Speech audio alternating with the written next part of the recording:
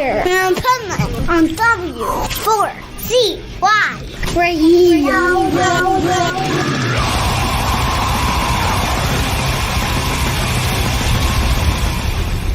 Wake up, America! It's time for the Adventures of Pipeman on W4CY.com, West Palm Beach's #1 internet radio station. Here's your host, the Pipeman.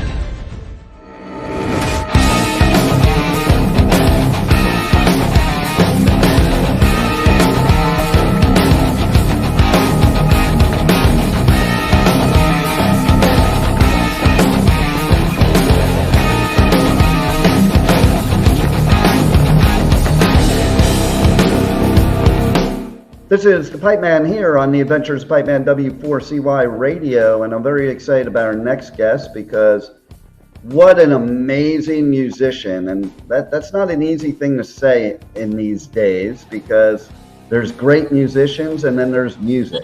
Well, he falls under both. So let's welcome to the show, Jeff Kollman. How are you? Hey, how you doing there? Good to see you, Dean.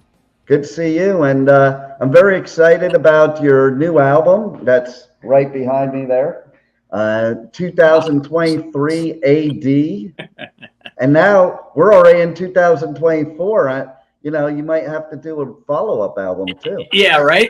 I'm always a year behind schedule. Right. It's one and the same if you ask me, and so tell us a little bit about how this album came about and, a little bit from your point of view, the artist on this album, because you do have a lot of guest players on it, which I think is super cool, especially that they would want to do it with you. That says a lot. Yeah, so the players I have on there, we had a single we released with Chad Smith. And the story behind that song and bringing him in is I have another band called the Bombastic Meatbats that we kind of formed out of an era when I was producing Glenn Hughes. Chad would come in and Ed Roth, the keyboard player, and we would jam and wait around for Glenn to show up, in the studio. And we found ourselves doing this kind of 70s Jeff Beck, Billy Preston kind of stuff. And so fast forward, we made a couple of records and a live recording and did some random touring in between the Chili Peppers and Chickenfoot and whatnot. And then in the process of making a newer record, I came up with the song Tongs and Thongs. And Chad got busy because Frusciante came back in the fold. The Peppers just started rolling. So as I'm making this new record, I thought, man, I could use that song in the record. It really has the vibe and the sound that I want in the track lineup. And he came over on a Thursday and knocked it out. And he knocked it out in the first take. But I asked him to do a second take and kind of fill all the holes. He said, like Ron Jeremy meets Ian Pace. I'm like, yeah, something like that. So he's on there. The whole thing was recorded last year, and the 2023 AD. That's the intro piece is a tribute to the great Jeff Beck, and he passed away in 2023, as some of you know. Just a legend beyond legend. Yeah. So, I have Shane Gaalaas on there, and the wonderful drummers play with Michael Schenker, Yngwie Malmsteen, every guitar player under the planet. Jimmy Johnson from Allan Holdsworth's group. So, the thing is I recruited different players for different, who I thought would be good. Okay, this guy's perfect for this song, that sort of thing. Right. And, stylistically, the previous album, which was called East of Heaven, that was done during a lockdown. So there was a little bit more writing in your room and sending tracks off and, a little disjointed in that way. I'm really proud of it, the way it worked out, but it's a little more reflective. And, this one's a little more in your face. And now we're back and Nice. Yeah. And do you find too, okay, I've been saying if you're going to take one positive out of the lockdown is that, I don't know, it gave musicians an ability to jump off the hamster wheel and get creative again, which because we were living this fast-paced life, do this. It's like some of the creativity got lost, and I think now it's coming back because artists not only had that time, but realized, hey, I want to go back to this on the regular. Yeah. It's interesting because during the lockdown, I guess you learn a lot about yourself when you spend so much time with yourself. Yeah. And it was a different way of writing. And yeah, you had time to be creative and not just out on the road nonstop. And because I guess a lot of musicians are so busy doing it, they don't really think about like Right. hamster on the hamster wheel. But then on the other hand, the fans got so starved for live music. I think live music has, come back in a big way since the pandemic. People want to get out, they want to spend their money, and they want to have a good time. And I think they don't take it for granted as much because it was difficult for people during the lockdown. Oh, no doubt. I think, see, live music to me is some of the best therapy, music in general, but live music in particular. Like you just escape from reality, and you're with all these people that are your big family at a festival that most of them you don't even know, but they're still your family, and you're just all there for the same reason. And yeah, I think what was happening leading up to COVID is, like you were saying, people were taking it for granted. They were complaining all the time. And now there's right. And they're still complaining. I know. I see it all the time. Like, I do coverage all these music festivals. I'm like, dude, at least we have live music. I was saying during the lockdown, I'm like, I don't care if some kid in 5th grade gets up on stage with a recorder. I'm going to that live show because I don't care. I just want live music. Yeah. Yeah.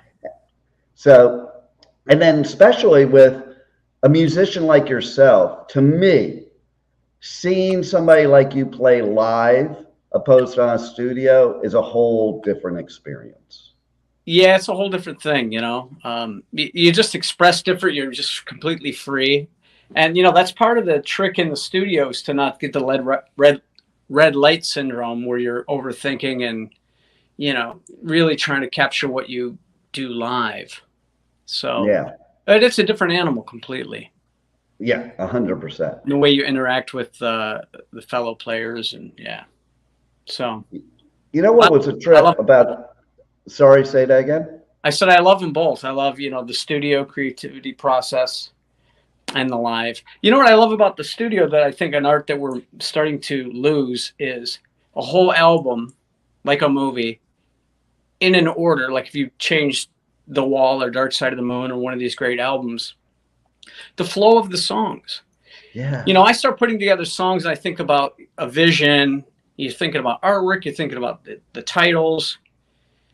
And then I'm thinking about the flow and which songs work, which songs don't, and the order of things. And I'll work on that as much as working on any individual tune.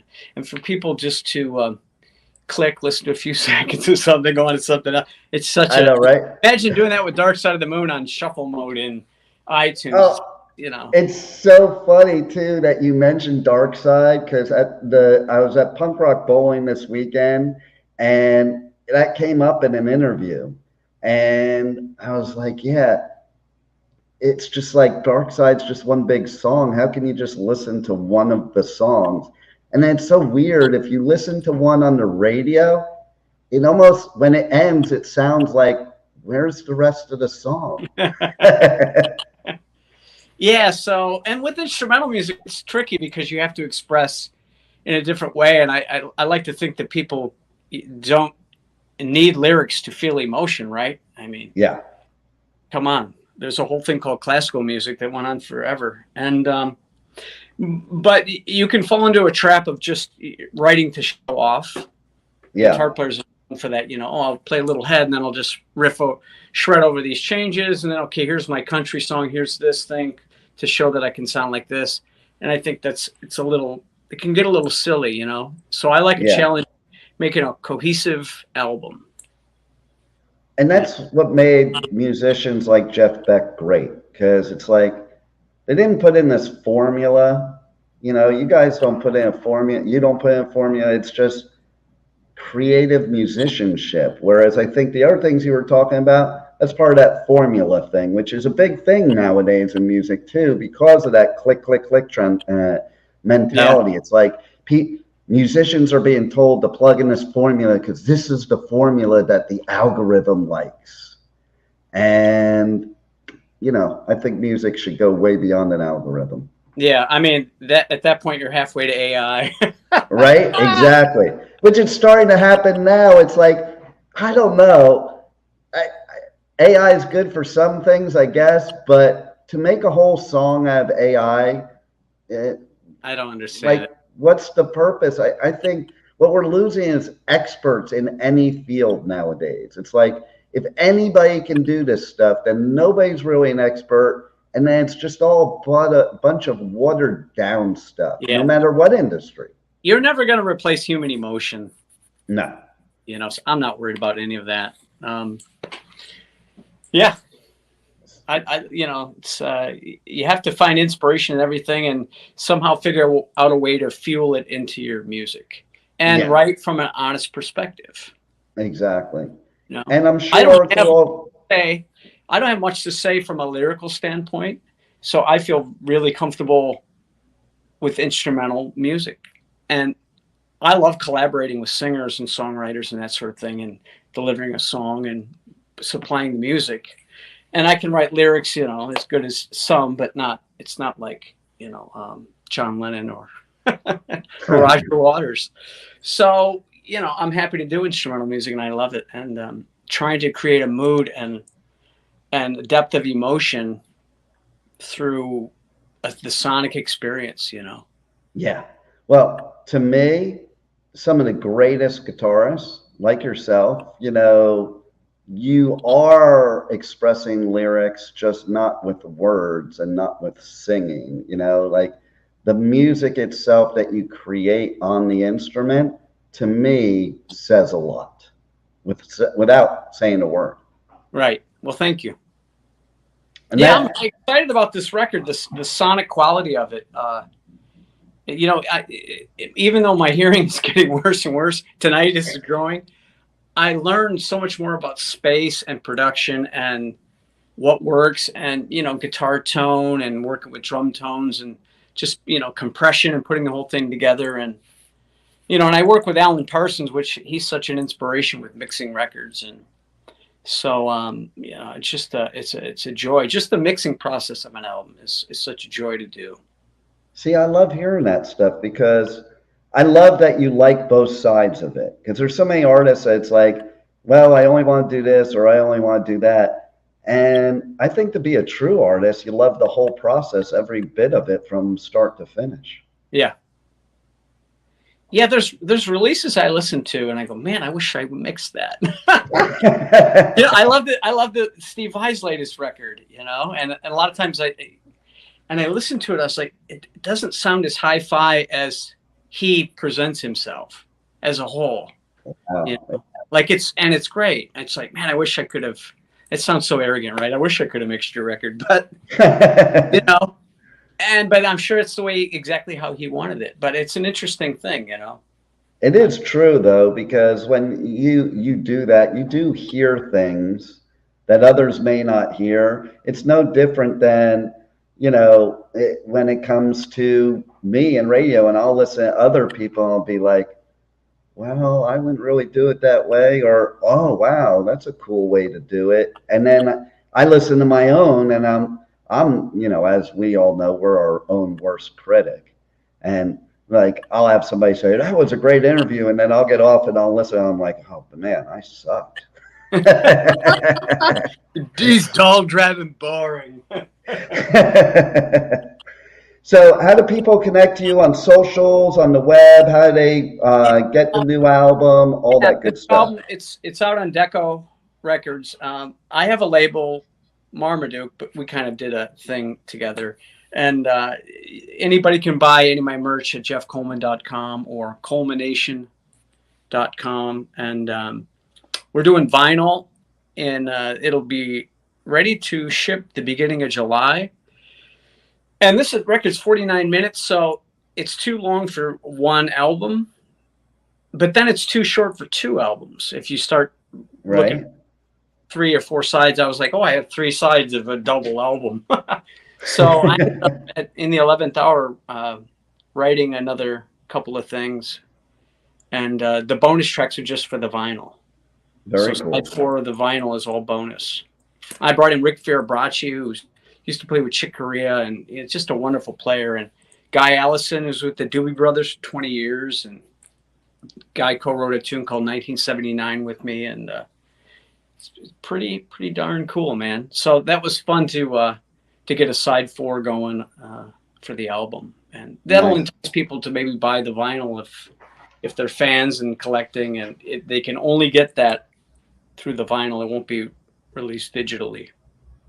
And so that's the way it should be anyway, because like vinyl is a whole experience. We were talking about that a lot in interviews. It's making such a big comeback with even young artists that never experience it. It's like having that tangible product, and that, you know, something you and I know. I remember sitting out on my balcony after I bought an album and listening to the album like 50 times in a row while I'm looking at every little bit of artwork on the cover and reading all the lyrics. And, you know, I have people today, no matter what song comes on the radio, like I know the lyrics, and they're like, how do you know the lyrics to that? Because we sat down and listened to it 10 million times and memorized the lyrics with the lyrics right in front of us, you know? And track thing, you know, how do they ever really get to know a song? Or I think about the parts of songs they miss. Like some of the songs are my favorite songs. If I only listened the first 10 seconds, I probably never would have known that was one of my favorite songs. Yeah. You know, the experience of vinyl, right? You're listening from start to finish. Put it on in the house, cooking dinner, whatever, hanging out, and just listen. That's why I like to drive. If somebody gives me a new record and I, you know, taking a little road trip, it's a great way to listen to, well, a podcast or listen to an album in its entirety. And, you know, it's not that expensive to get into vinyl, really. You can. I bought a turntable for like $150, some Pioneer speakers, $100 clips, you know, subwoofer, and I'm off to the races. Nice. I mean, obviously you can spend fortunes, you know, just with the needle and all that sort of thing. But, you know, people, you know, anybody over 35 or 40, your eyes start going, you look at a CD, it's like, who played on this thing? What the hell am I looking at? You know. I never even thought of that part, but it's so true.